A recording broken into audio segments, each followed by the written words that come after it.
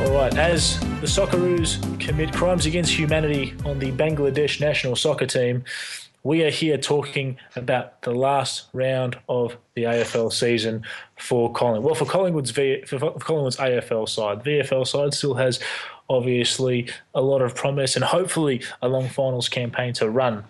But still a lot to discuss and plenty to be happy about, I guess, especially after this weekend's football. Isn't that right, GC?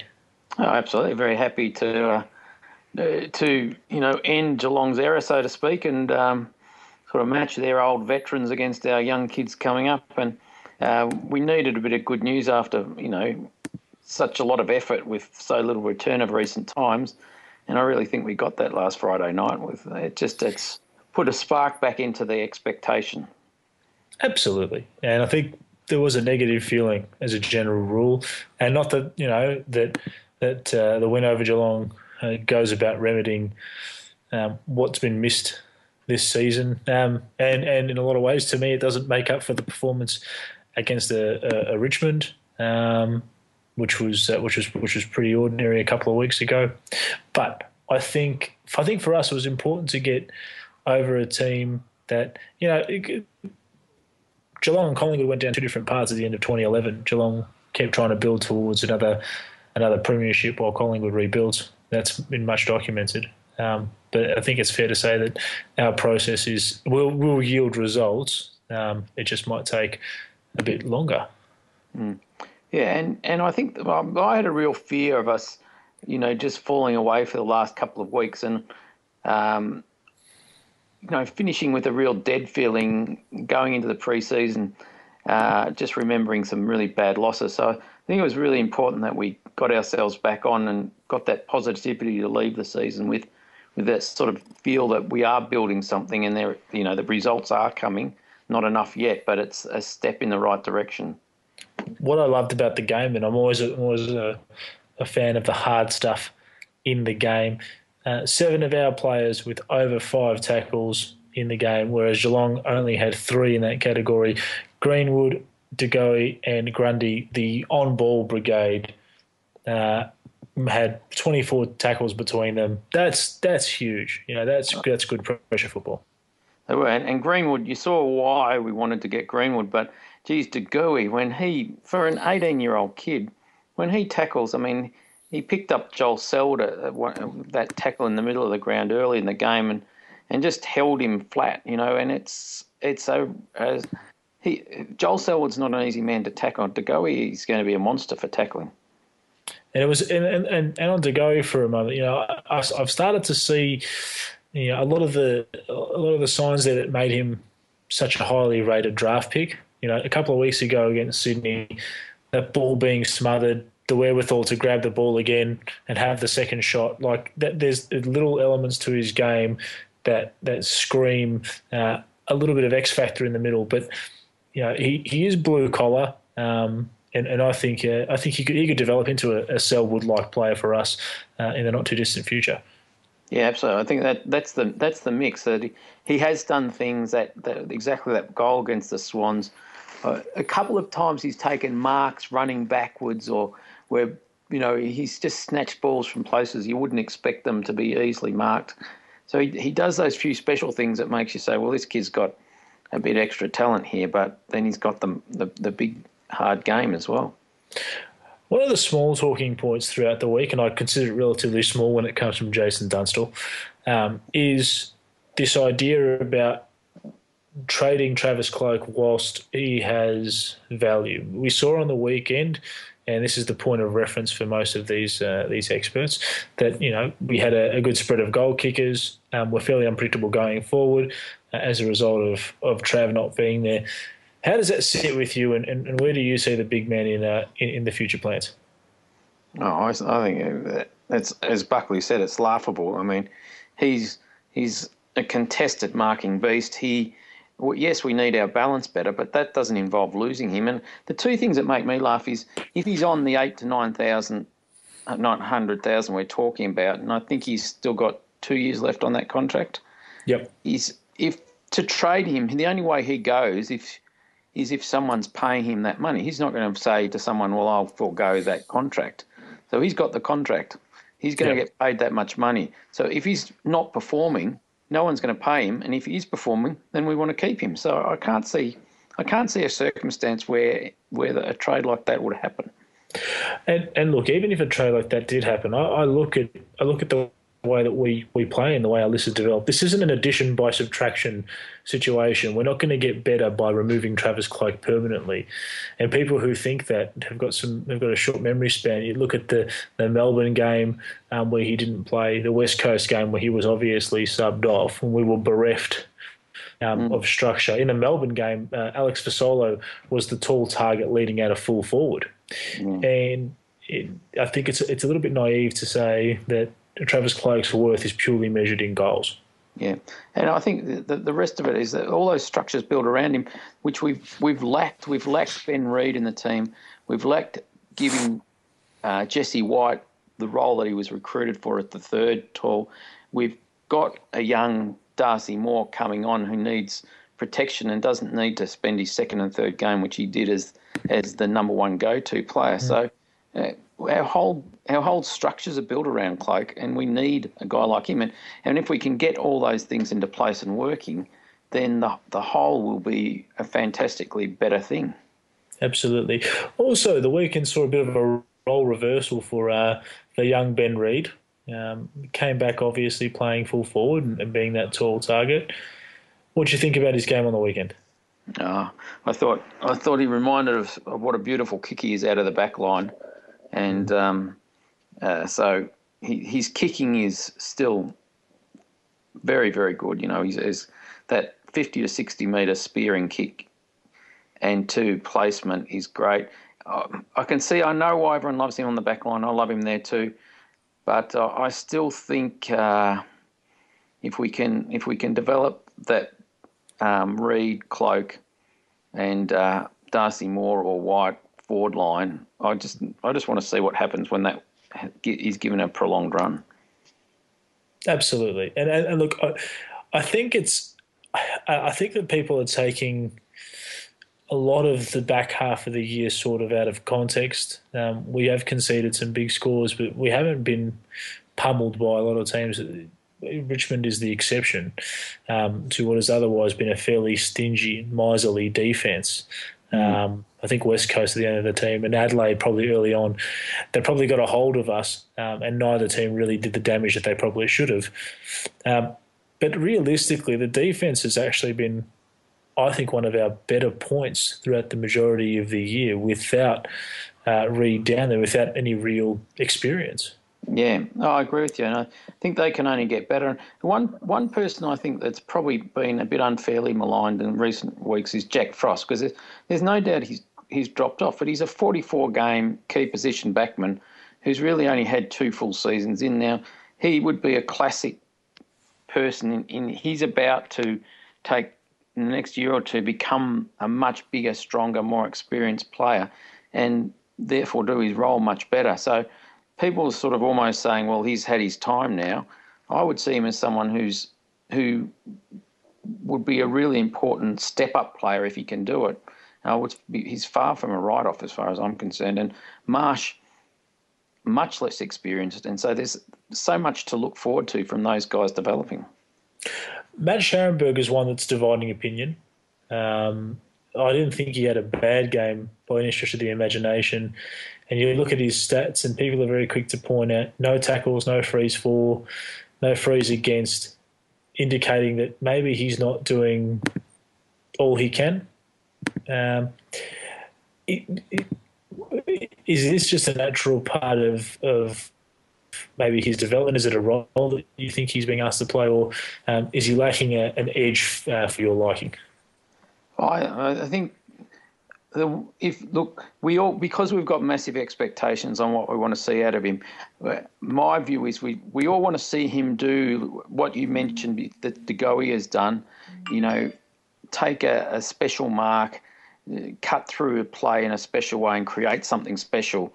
And just say, all right, we can see why this kid's so highly rated. I think he's playing a little bit of bruise-free footy.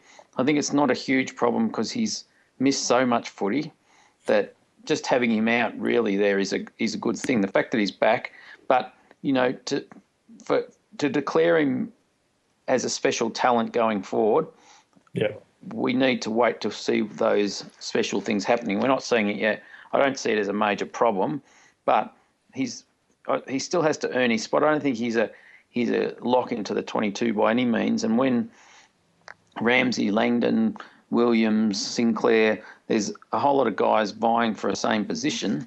He has to come out next year and say, well, this is I've now stepped up above you guys because I'm just a naturally better footballer.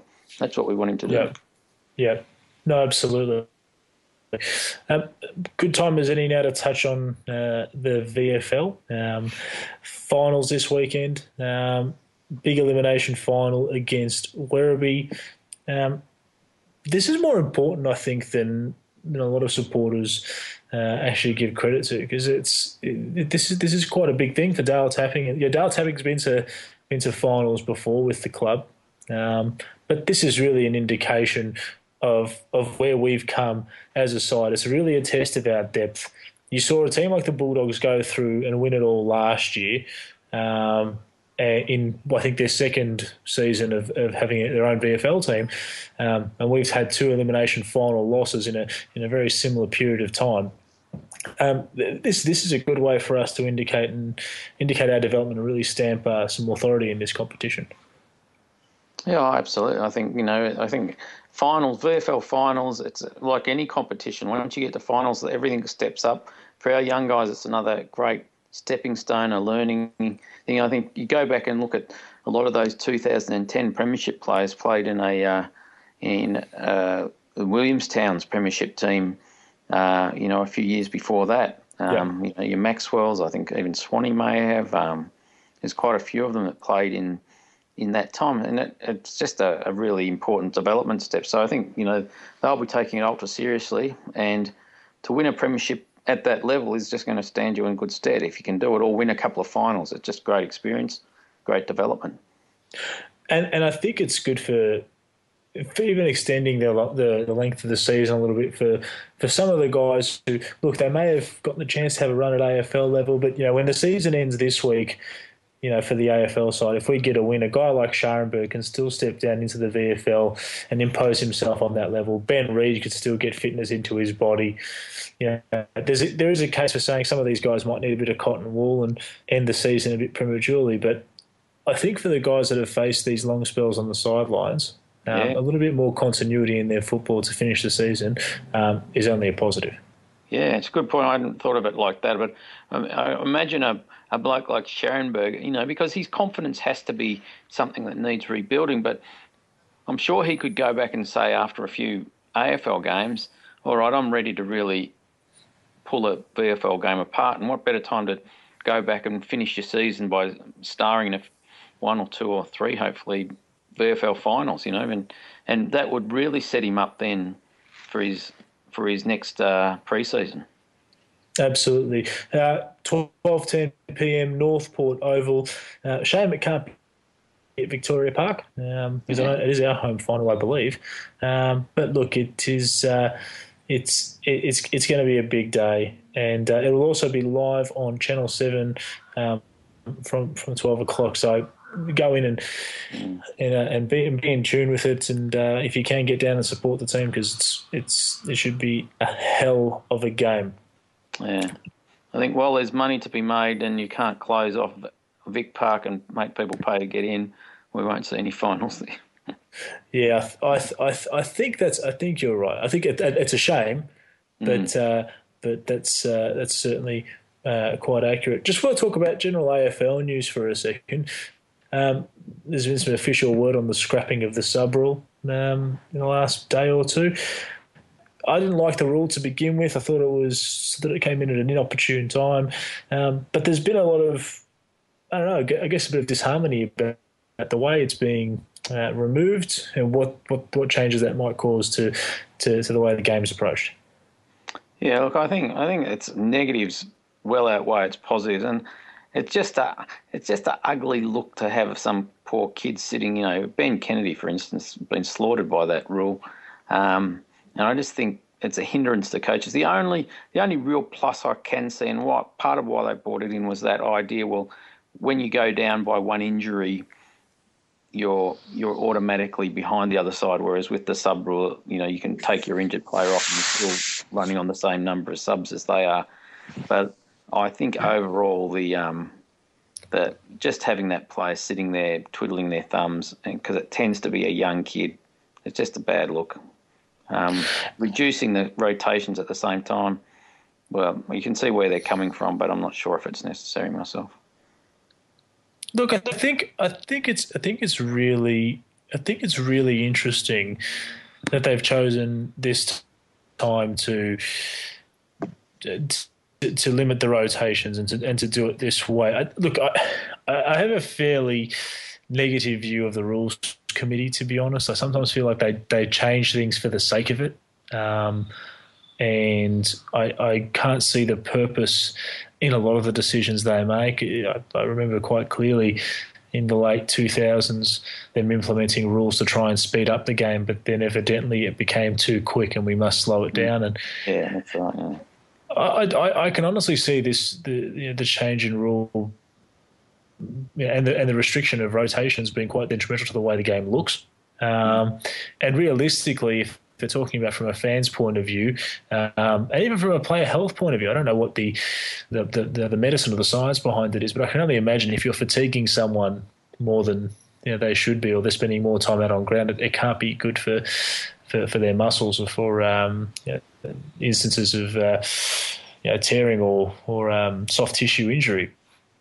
But for me, I just think that it's interesting timing, and I don't know if it'll be as much of a positive to remove the sub as everyone thinks it will be long term. The other one that I like, the other thing I do like about it going is for the ruckman. I think it really does give you a lot more scope to have a ruckman sitting on the bench for part of the time, rather when it was hard to do, because if he took one of the 3 spots, there was only 2 rotations. Gives you that extra spot rotating, gives you a bit of a more of a chance. Witts and Grundy, it could benefit them, for instance. Yeah. See, in a perfect world, the way I was thinking about this today, I wondered if we had our 4, rotations as we usually did, and then in the event of an injury, you could get an independent assessment on the player. And I know that's obviously fraught with so many issues, because who's the independent assessment going to be done by, and what sort of, what means are you going to use to determine if a player is significantly or, injured or not. But in the event of an injury, then you could use a sub, and then your sub could be one of your 3 emergencies, which adds a bit more intrigue to the game, because then you can legitimately, influence the game depending on which player you put on. There's a bit of mystery. I was thinking about it in that way, but I think any way you cut it, it's fraught with complication. The only other thing with cutting the number of rotation, the only other benefit it will have is in saying, I can see what they want to slow the game down, but it will have that sort of benefit of saying, well, we've only got so many, so we'll spread the rotations a little bit more, and we can afford to mix and match a bit. We can afford to have a ruckman have a good rest while we sort of, because we're not going to be manically changing every moment, and the other guys will take up the slack by just staying out a bit longer each. So, there'll be some benefit. It's like one of those things that you have to put it into action and see where the pros and cons are in a way, because coaches will work something else to do with it.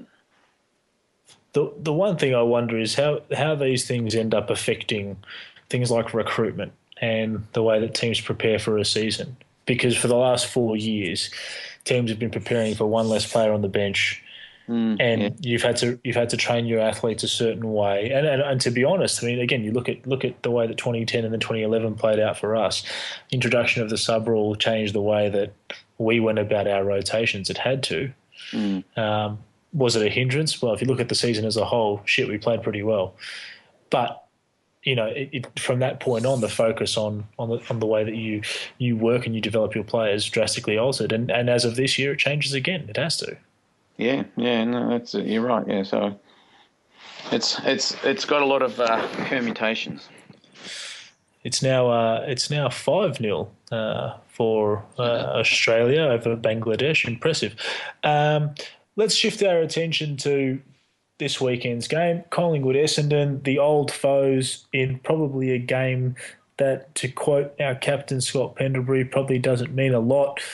No, sorry, I had to take that one out of context again, but anything to quote the great man and be more like him.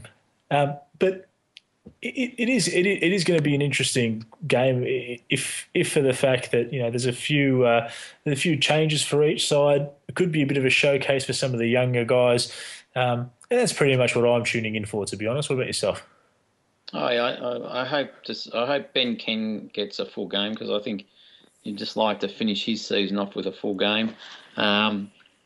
Good year. It's good to see him get named on the bench, but you'd think that's just an encouragement vote, so he probably won't be in.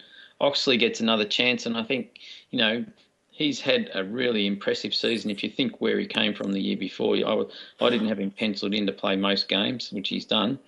So, yeah, you're right. See the young blokes, but I also want to see us smash Essendon, because I just like seeing Essendon get smashed.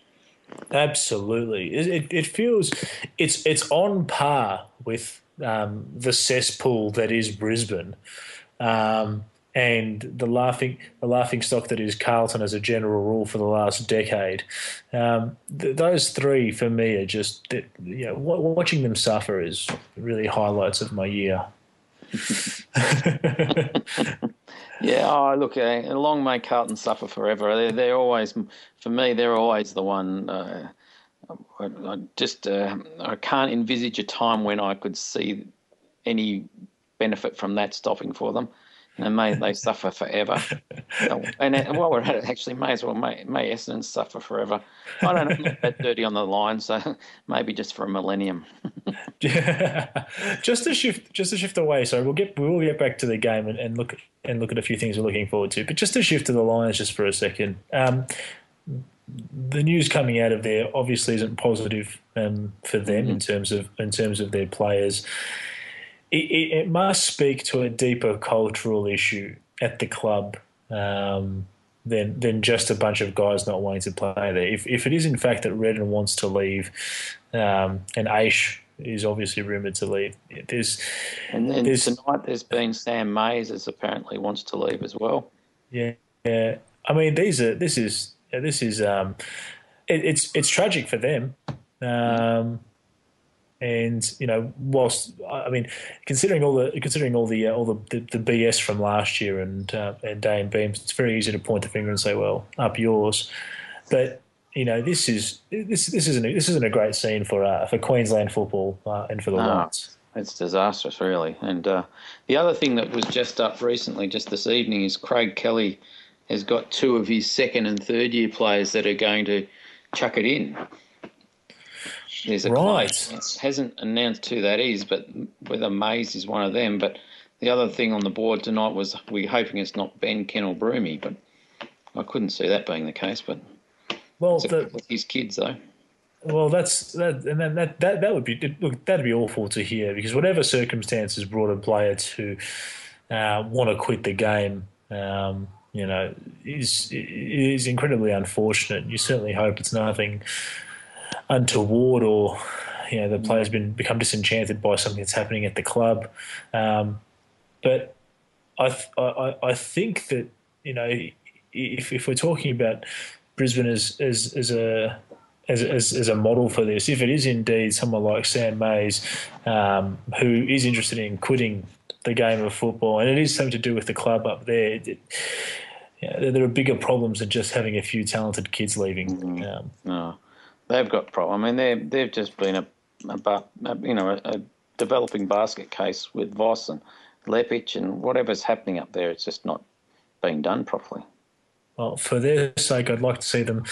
I'm sure they'd like to see themselves right the ship at some point. Just hopefully not while Dane Beams is associated with them. Back to the game. Look, it is going to be interesting. I don't think the Bombers or us. I don't think the Bombers are as bad as they appear to be as a team. I've looked at their list, and that there are holes, and there are age gaps, but they've certainly underperformed this year. They should be better next year. We certainly should improve. What are a couple of things that you're really looking forward to seeing from our last game? I think just the continuation of last week's development. I think I would reckon it'd be pretty strong that Bucks will go with that that centre square change from last week, because it worked so well. And to see if we can sort of go in and think, Greenwood, Taylor Adams, and Tegui and Crisp sort of being our main centre square players for a game or two is just great for their development, and it gives an extra string next year to the bow, a few extra strings to be able to say, all these guys can go through. It makes a very strong midfield group. As you mentioned, our young defenders getting more time. Marsh, I want to see Marsh get more of the ball, because what he's done so far looks so good, and I'm really very much on his bandwagon. Shaz hopefully can just show us a little trick. So that's what I'd really like to see. A trick from Shaz. Yeah, something a little bit extra that we haven't seen before. Yeah, absolutely. I think that's that could very, very well be on the cards. Look, for me, it is a case of seeing that midfield combination again. That should be the hardcore Adams, Greenwood, Tegui, Crisp. We don't need to. I don't think there's anything to be gained on this Sunday from seeing Pendles dominating the midfield. I don't think, to me, there's anything that can be improved in that regard. So let's see if we can run with that younger group in the middle to see what they can do. Hopefully, tear Essendon an absolute new one. I also want to see Darcy stand up again. Yeah. And Pendle's off the half back line again, and to see if they decide to do what young Chris Scott did and just let him have a free rein back there. That'd be nice again for him. Yeah, he must have felt so good about that, especially considering that he's probably been battling an injury for the better part of the year, just to have a little spell away from the centre square. So, look, the ball here and there. It was really nice. Look, it should be. If nothing else, it should be an entertaining game to watch. I certainly hope so. But look, not a lot to play for, which is a shame. But obviously, a lot to look forward to. Yep. I think that's well surmised. We shall call it an evening there. It has been good chatting. We will be back next week to do a review show and hopefully a preview for another VFL final. With any luck, there will be a lot to discuss and still a lot more to look forward to in the season. TD's rant coming up, which should be great news. And also, I think next week we'll look at doing a bit of a preview for the trade period. Look at some targets, maybe some players that we can look at bringing in. GC, thank you very much for joining us. Thank you. Very enjoyable. Yes, and hopefully another Magpies win on the weekend to close out the season. Yeah, go Pies. Go Pies. This is the Mighty T signing out. Hello, this is Trade Drafts Round 23 rant, the last one of the year, which is very, very sad because there's going to be no more footy after this week, though maybe in the VFL, if the VFL win, and we might get another week out of that, which hopefully comes, because it's going to be sad when we have to wait, say, 6 months to the next game. It's going to be very, very sad. It's going to be... We've got a trade period coming up for that, and draft of that, which keep us interested for a while. But now, onto the rant. Well, the rant is how great we responded versus Geelong after our humiliating being smashed by Richmond, because 91 points is not good enough, but we responded marvellously. We played a lot better brand of footy, a lot more skilled. We used the ball a hell of a lot better everywhere, hand, foot. Where in Richmond we're missing targets, not hitting straight. Hey, we hit 7-1 in the first quarter for goal. God, that helps the confidence, kicking 7-1 instead of kicking like 3-8. Confidence building, skills are better. And that's a great thing I saw from Bucks. He played the kids in important positions.